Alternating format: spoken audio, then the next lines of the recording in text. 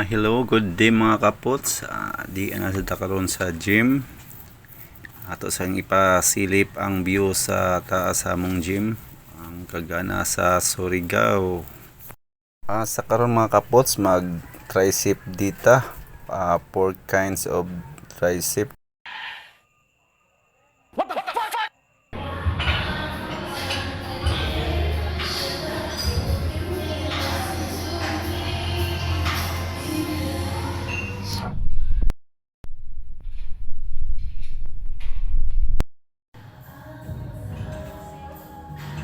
Mga kapots, mo ni gitawag na dumbbell kickback, 8 to 15 reps, 3 to 4 set ani.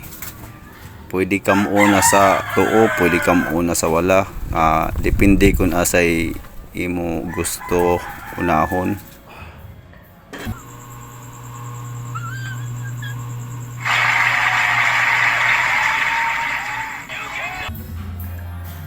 Tapos balista sa wala mga kapots, same position lang gyapon ta, pundong ato braso, tapos ang kamot lang ato iliho para muigo gyud sa tricep.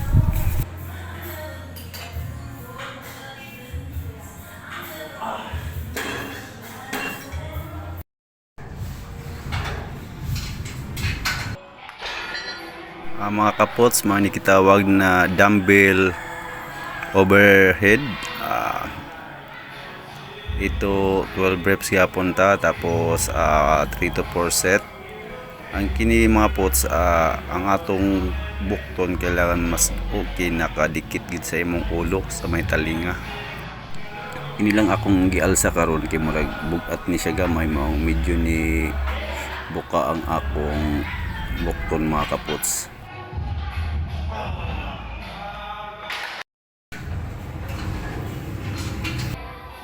Sa kana na post mga kapots, napasuya ako sa akong bago na headphones. Sana all. Okay, balik na sa atong workout. Tawag na ito ani mga kapots, neutral grip tricep push down. Ang kuan ni mga kapots, ang kay imong kamot kailangan nakagupot sa pinakaubos sa kibol, o ang imong kamot kailangan naka shape ng V para ma-push yung pagtarong ng imong tricep. Exercise number 4 na ta mga kapots, tawag nato sa ani tricep push down. Barang gamit nato 8 to 12 reps gyapon ta og 3 to 4 set. Sa kanina position mga kapots, kailangan naka-bend ang atong lawas, dili siya kailangan naka-straight. Og mga kapots, dapat naka-straight gid ang imong kamot pareha sa imong arms na position para iwas ta injured. Okay.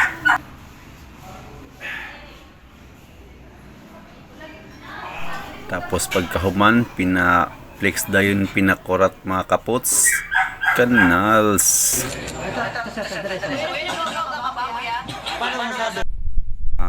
Ready na ta para uli mga kapots. Salamat sa naglantaw. Please follow, like, share and subscribe mga kapots. Thank you.